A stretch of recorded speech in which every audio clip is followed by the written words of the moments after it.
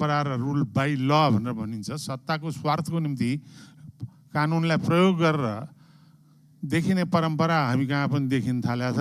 त्यसलाई नियन्त्रण हुनुपर्ने आवश्यकता छ, किनभने हामी लोकतान्त्रिक पद्धतिलाई जगेर्ना गर्नुको निम्ति हामी जुनसुकै बेन्चमा बस्यो भने हाम्रो साझा दायित्व हो र त्यो दायित्वलाई प्रधानमन्त्रीले अझ बढ्ता बुझ्नुपर्छ र बुझ्नु भएको छ भन्ने मलाई विश्वास छ।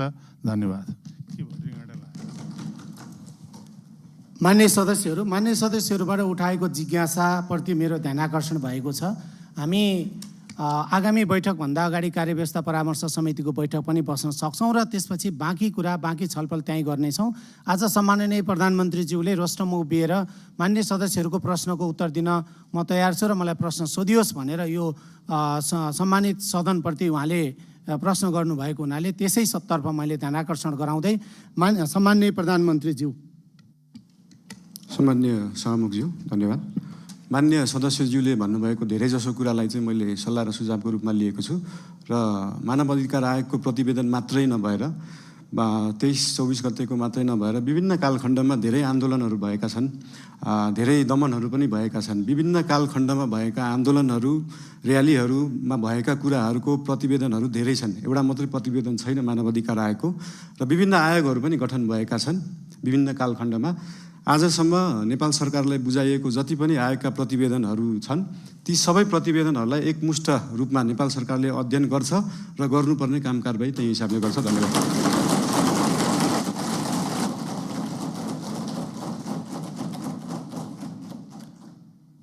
म विपक्षी बेन्चका नेकपा एमालेको तर्फबाट प्रश्न राख्न समय दिन्छु। समय 2 मिनेट।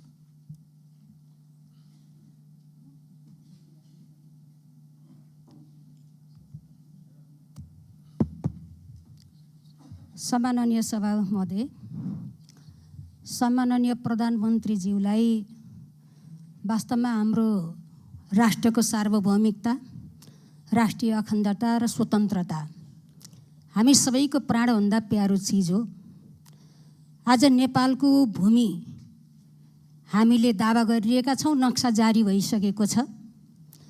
त्यो भूमिमा त्रिपक्षीय सरकारको ठाउँ नेपाल, चाइना र भारतको, तर आज नेपाललाई व्यवस्था गरिकन भारत र चाइनाका तर्फबाट द्विपक्षीय समझदारी कायम गरेर जुन व्यापारिक मार्ग निर्माण गर्ने काम धमाधम भइरहेको छ, यो सन्दर्भमा नेपाल सरकारको धारणा के छ, सरकारले के गरिरहेको छ भन्ने सन्दर्भमा म प्रधानमन्त्रीज्यूसँग चासो राख्न चाहन्छु। धन्यवाद।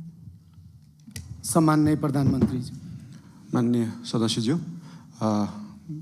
लिपुलेक लिम्पियाधुरा सम्बन्धी बुझ्न खोज्नुभयो जस्तो लागेको थियो। यस सम्बन्धी नेपाल सरकारले अफिसियल रूपमा डिप्लोमेटिक नोट भारत सरकारलाई पठाइसकेको छ र त्यसको जवाब पनि आएको छ। त्यो जवाबमा चाहिँ दुईटै सरकारले आफ्नो इतिहासविदहरू राखेर, आफ्नो सर्वेयरहरू राखेर, आफ्नो भूमि सम्बन्धी जानकारी भएका व्यक्तिहरू राखेर टेबल टक मार्फत यो कुरालाई समाधान गर्ने कुरा भएको छ र यस सम्बन्धी हामीले भारत र चाइनालाई मात्रै नभएर इङ्ल्यान्ड सरकारसँग पनि कुरा गरेको छौँ। उहाँहरूले ब्रिटिस इन्डिया छोड्दै गर्दाखेरिको समस्या अहिलेसम्म हाम्रोमा भइरहेको हुँदाखेरि यसमा चाहिँ इङ्ल्यान्डले पनि सरकार राख्नुपर्छ भन्ने हाम्रो मान्यता हो।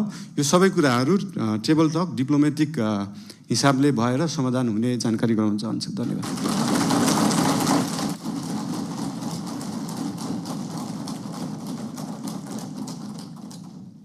मान्य सदस्यहरू, विपक्षी बेन्चकै तर्फबाट नेपाली कम्युनिस्ट पार्टीको तर्फबाट आफ्नो प्रश्न छ भने 2 मिनेटभित्र प्रश्न राख्न समय दिन्छु।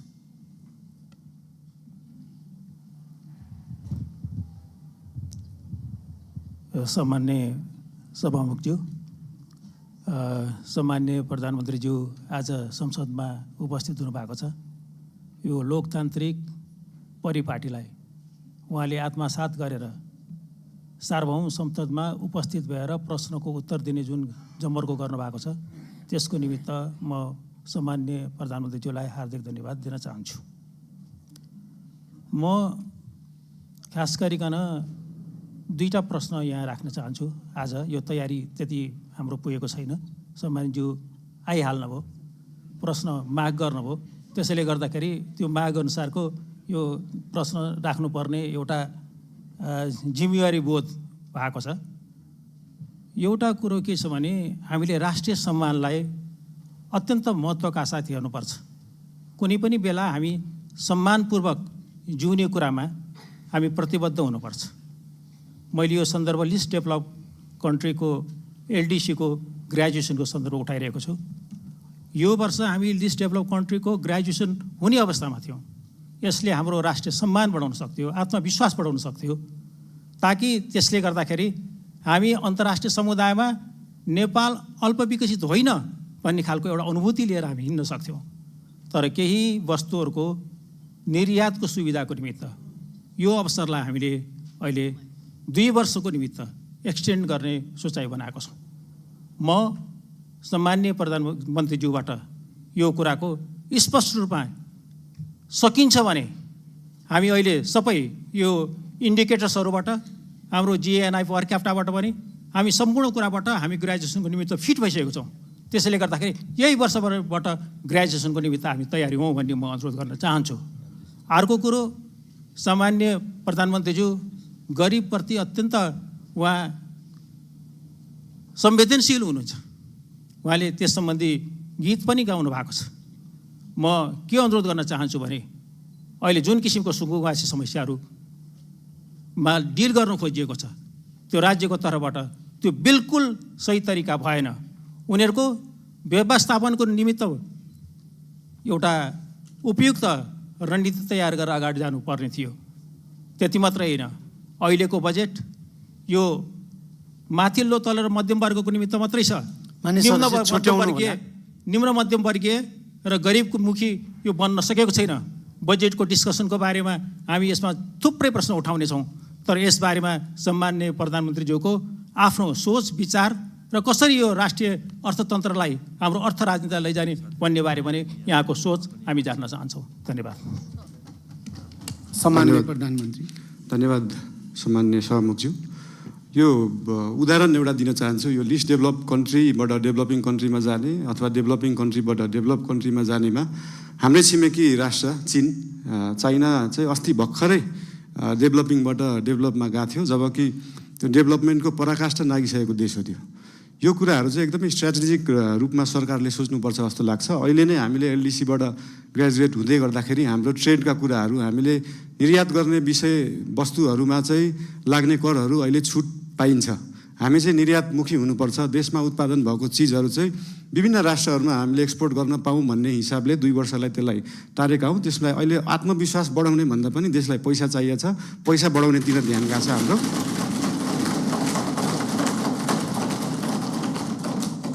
अनि गरिब विपन्नको कुरामा मैले पहिल्यैदेखि भन्दै आएको यो साम्यवाद समाजवाद भनेको भाषणमा दिन एकदम सहज हुन्छ, मजा पनि आउँछ। तर साँच्चीकै साम्यवाद साँच्चीकै समाजवाद गर्ने भने हाम्रो काठमाडौँ महानगरपालिकामा मेयर हुँदाखेरिको म उदाहरण दिन चाहन्छु। हामीले विपन्नलाई जुन प्राइभेट स्कुलमा 10% स्कलरसिप दिनुपर्छ त्यसलाई इक्जाम लिएरै एकदमै मजाले लागू गरेका थियौँ। त्यहाँ चाहिँ विपन्नले एकदमै महँगा कलेजहरूमा पढ्न पाए। साँच्चीकै समाजवाद भने त्यो हो। र विभिन्न महँगा अस्पतालहरूमा पनि हाम्रो ऐन कानुन संविधान बमोजिम नै 10% बेड चाहिँ विपन्नलाई दिनुपर्छ भन्ने व्यवस्था थियो। त्यसको लागि हामीले वेबसाइट नै बनाएर प्राइभेट हस्पिटल्सहरूमा सर्जरीसम्म विपन्नलाई गराउने व्यवस्था गराएको थियौँ। त्यही हो समाजवाद साम्यवाद भने चाहिँ त्यस्तो कुरालाई भनिन्छ। र यही 10% विपन्नलाई दिनुपर्ने कुराहरू, शिक्षा र स्वास्थ्यका कुराहरू हामी देशैभरि लागू गर्न खोज्दैछौँ। यसको लागि विभिन्न जिल्लाहरूमा विभिन्न स्थानीय निकायहरूमा यसको लागि हामी सहकार्य गर्दै जानेछौँ। संविधानमा लेख्न त लेखियो फ्री शिक्षा फ्री स्वास्थ्य, तर सरकारको बजेट त्यो छ कि छैन भन्ने कुरा सोचिएन। त्यही भएर अहिलेको लागि हामीले सबैलाई नभएर विपन्न वर्गलाई, कम्तीमा विपन्न वर्गलाई चाहिँ फ्री शिक्षा फ्री स्वास्थ्य दिनमा हाम्रो नेपाल सरकार र हाम्रो राष्ट्रिय स्वतन्त्र पार्टी त्यसमा चाहिँ एकदमै लागेको छ। धन्यवाद।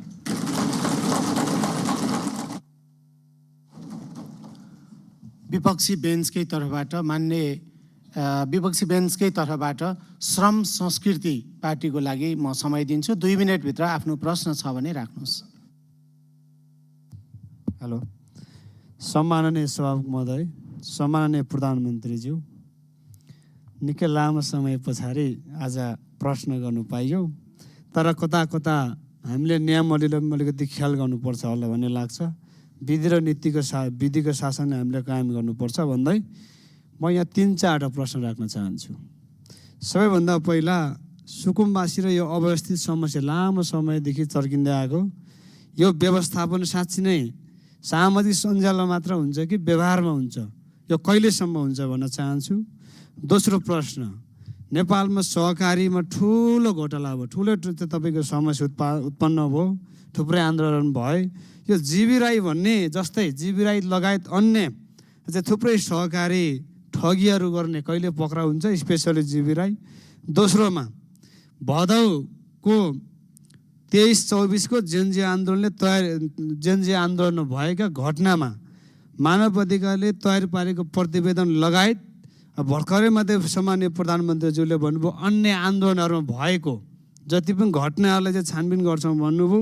यो कहिलेसम्म हामीले साँच्ची नै यसको चाहिँ यो घटना चाहिँ यसरी भएको छ भनेर चाहिँ परिणाममा देख्न सक्छौँ, त्यो प्रश्न गर्न चाहन्छु।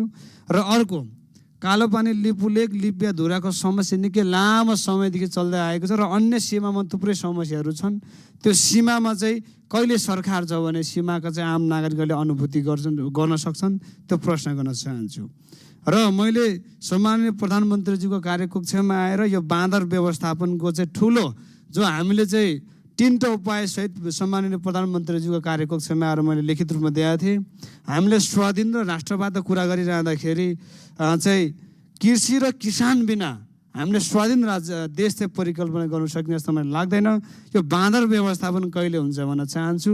यसमा श्रेष्ठ सबैजना लाग्नुपर्छ, यो हाँस्ने कुरा होइन, यो श्रेष्ठ कुरा छ, लाखौँ किसानसँग जोडिएको कुरा। हस्, धन्यवाद। बाँकी कुरा फेरि अब अर्कोमा गरौँला। र एउटा कुरो, यो चाहिँ नेवालीको 56को 15 जनाले कम्तीमा सोध्ने भने चाहिँ हाम्रो अरू साथीले पनि सोध्न चाहनुहुन्छ होला। सहमुख महोदय, यो नेवालीले चाहिँ कार्यान्वयन गर्नुपर्छ होला। धन्यवाद। सम्माननीय प्रधानमन्त्री।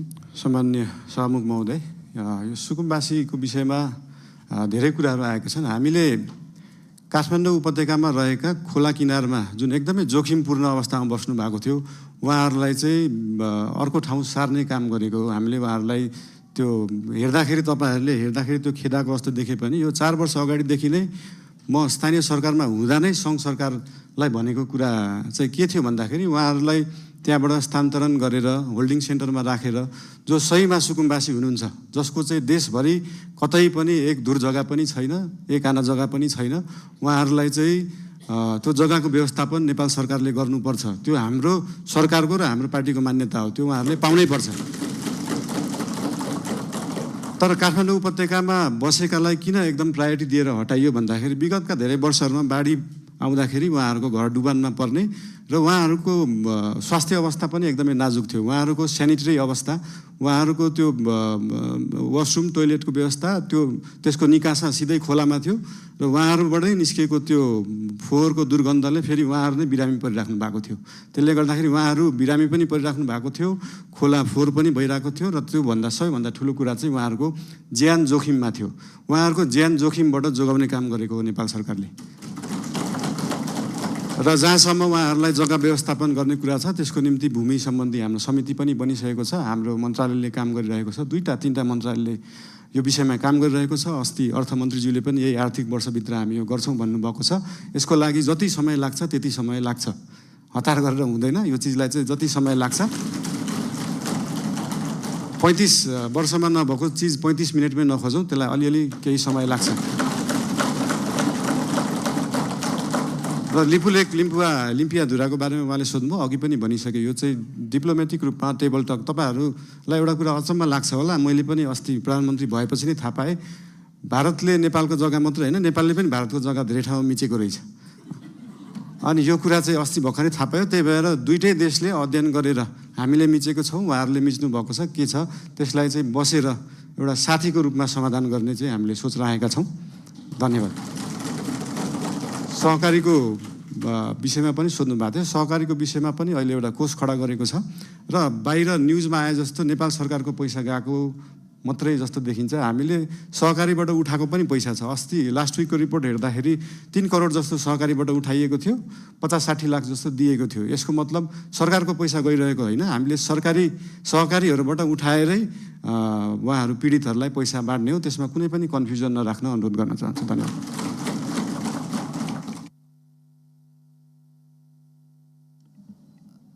सम्माननीय प्रधानमन्त्रीज्यू, अर्को 2टा प्रतिवेदन सार्वजनिकको कुरा र बाँदर व्यवस्थापनको कुरा उहाँले यता प्रतिपक्षको तर्फबाट अघिको योभन्दा अगाडिको मान्य प्रश्नकर्ताले सदस्यले चाहिँ बाँदर व्यवस्थापनको कुरा र प्रतिवेदन सार्वजनिकको कुरा पनि राख्नु भएको छ। धन्यवाद। सामान्य सभामुखज्यू, प्रतिवेदनहरू अध्ययन समिति बन्छ। जस्तै मिडियामा आइसक्यो, तर त्यो मानव अधिकार आएको प्रतिवेदन पनि प्रधानमन्त्री कार्यालयमा अफिसियली बुझाइएको छैन। त्यो 29 पेजको केही खण्ड आए तापनि त्यो 10,000 पेजको छ भन्ने सुन्नमा आएको छ। त्यो प्रतिवेदन हामी कहाँ नै अफिसियली रूपमा आइसकेका छैनन्। अनि त्यो प्रतिवेदन आएपछि हामी सार्वजनिक गर्छौँ नै। लगायत मैले अघि भने जस्तै देशभरि भएका विभिन्न घटना सम्बन्धी आयोगहरू बनेका थिए, आएका रिपोर्टहरू छन्। ती सबै रिपोर्ट अध्ययन समितिले अध्ययन गर्छ। उहाँहरूलाई अध्ययन गर्न जति समय लाग्छ त्यति समय चाहिँ लाग्छ। फेरि त्यो उहाँहरूलाई छिटो 2 दिनमै अध्ययन गरेर दिनु भन्न सकिने अवस्था छैन। त्यही भएर यो अध्ययन गरेर आएको रिपोर्ट चाहिँ नेपाल सरकारले सार्वजनिक गर्नेछ। र बाँदरको विषयमा त अस्ति मान्य महावीर पुनज्यूले पनि भन्नुभएको थियो, एकदमै गाह्रो विषय हो, एकदम सजिलो छैन। यो भन्ने बित्तिकै तपाईँले विश्वमा जहाँ पनि हेर्दाखेरि बाँदरले बाली खाने रोकथाम गर्दा कि त त्यो खेतलाई चाहिँ वायरिङ गरेर घेरेर राखिन्छ, त्यो एकदमै खर्चिलो हुन्छ, कि त जङ्गललाई नै वायरिङ गरेर राखिन्छ। त्यो मानव बस्ती र जङ्गली जनावरलाई चाहिँ छुट्याएर राखिने चलन छ। यस सम्बन्धी अध्ययन गर्न समिति पनि बनेको छ, अध्ययन भइरहेको छ। यो एकदमै पेचिलो विषय भएको भएर तुरुन्तै गर्न नसकिने चिज भएर यसलाई चाहिँ हामीले देश विदेश विभिन्न देशहरूमा कुन उपाय लाइएका छन्, हामी हत्या हिंसामा नजाउँ भन्ने सोच भएको भएर त्योभन्दा अल्टरनेटिभ उपाय के हुनसक्छ त्यो सोच्दैछ। अहिले समिति गठन भएको छ। त्यसको अध्ययन रिपोर्ट आइसकेपछि त्यो रिपोर्ट अनुसार सरकारले काम गर्नेछ। धन्यवाद। विपक्षी बेन्चकै तर्फबाट राष्ट्रिय प्रजातन्त्र पार्टीको तर्फबाट प्रश्न छ भने 2 मिनटभित्र आफ्नो प्रश्न राख्न समय दिन्छु।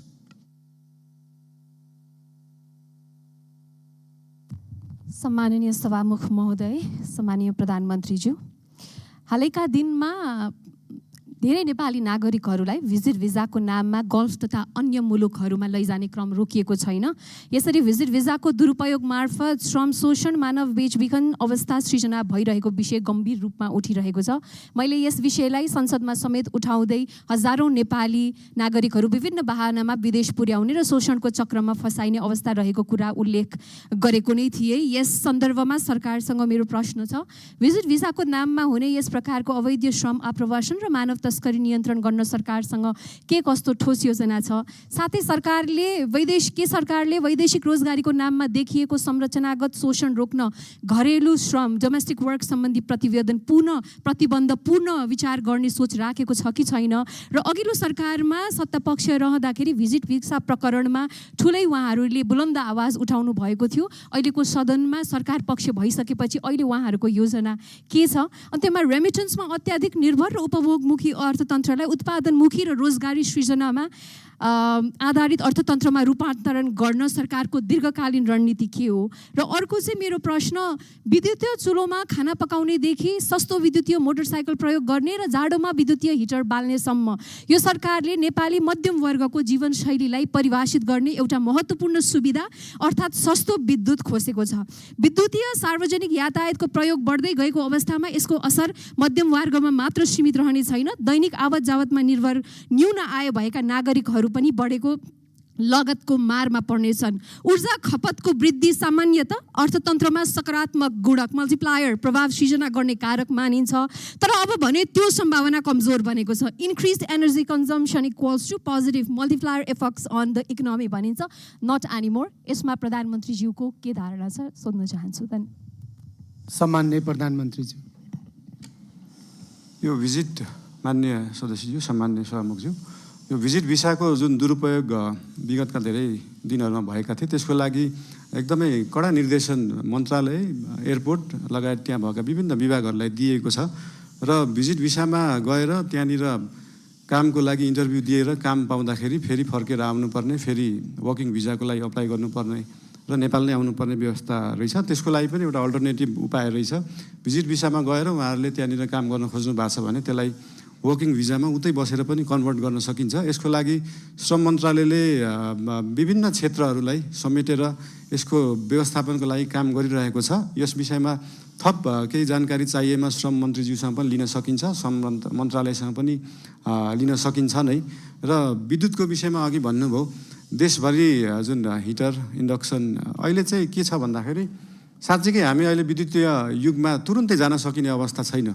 साँच्चीकै देशका हरेक किचनमा अहिले नै बिजुलीबाट पकाउने, इन्डक्सन कुकरबाट पकाउने हो भने देशमा भएका सबै ट्रान्सफर्मर र सबस्टेसन पड्किन्छन्। त्यसको क्षमता नै छैन अहिले। त्यो क्षमतालाई विकास गर्नलाई पैसा चाहिन्छ र त्यही पैसाको लागि 50 युनिटभन्दा माथि चाहिँ 5% भ्याट लाउने कुरा जुन अर्थमन्त्रीज्यूले अस्ति कुरा गर्नुभएको छ, त्यो एकदमै धेरै रकम होइन। 100 रुपियाँमा 5 रुपियाँ हो। त्यो पैसा चाहिँ केमा खर्च हुन्छ भन्दाखेरि देशभरि ट्रान्सफर्मरलाई अपग्रेड गर्नुपर्छ, देशभरि ट्रान्समिसन लाइनको तारको मोटाइलाई अपग्रेड गर्नुपर्छ, सबस्टेसनहरू अपग्रेड गर्नुपर्छ, अनि बल्ल हामी साँच्चीकै विद्युतीय युगमा जान सक्छौँ। त्यसको लागि नेपाल सरकार अग्रसर छ। धन्यवाद। मान्य सदस्य महावीर पुनलाई प्रश्न छ भने 2 मिनटभित्र आफ्नो प्रश्न राख्न समय दिन्छु।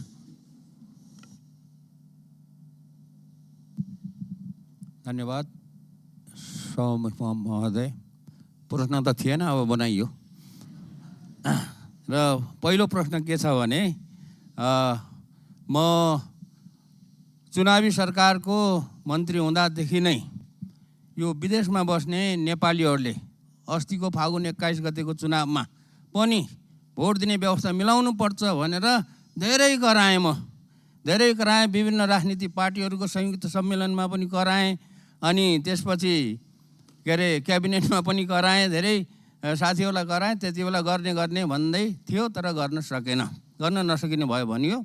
अब अस्तिको चुनावमा त्यो भोट दिने व्यवस्था गर्न नसके पनि अब आउने 82मा स्थानीय सरकारको, प्रदेश सरकारको चुनाव हुँदैछ।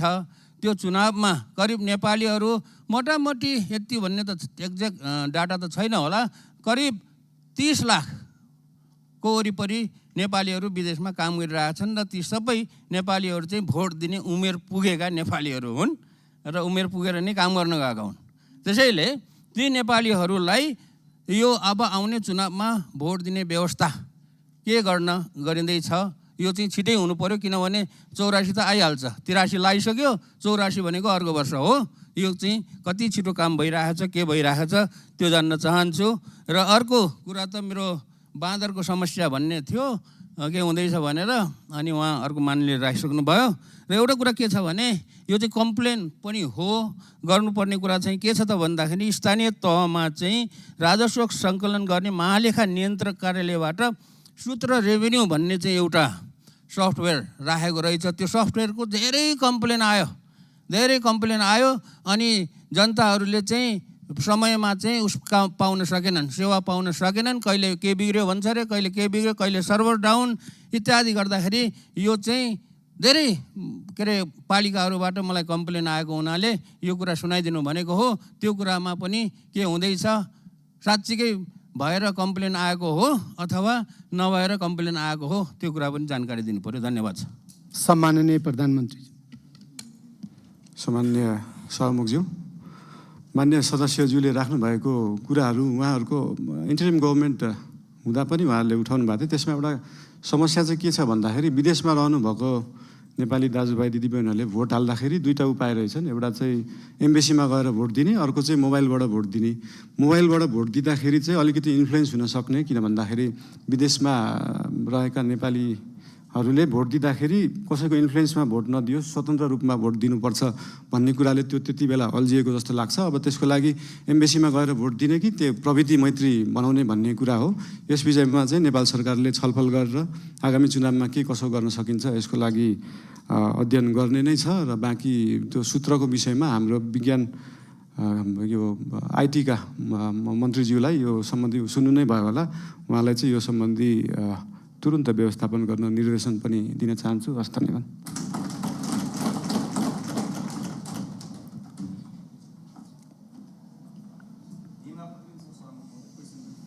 मान्य सदस्य एकछिन बस्नुहोस्, मैले काम बाँकी नै छ। मान्य सदस्य एकछिन बस्नुहोस्, मैले सत्तापक्षलाई समय दिन बाँकी नै छ। पछाडि पनि मान्य सदस्य एकछिन बस्नुहोस्, मैले सत्तापक्षलाई समय दिन बाँकी नै छ। सम्माननीय प्रधानमन्त्रीज्यूलाई प्रश्न उत्तर कार्यक्रम भइरहेको हुनाले सत्तापक्षको तर्फबाट राष्ट्रिय स्वतन्त्र पार्टीलाई आफ्नो दलको तर्फबाट 2 मिनेटभित्र प्रश्न छ भने प्रश्न गर्न समय दिन्छु।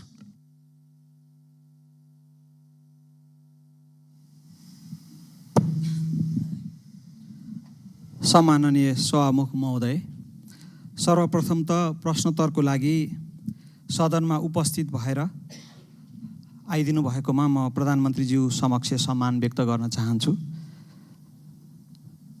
हाल गत निर्वाचनमा आम नागरिकले अभूतपूर्व जनमत दिएर नागरिकको काम गर्नको लागि हामीलाई पठाउनु भएको छ र म आम नागरिकलाई धन्यवाद पनि व्यक्त गर्न चाहन्छु।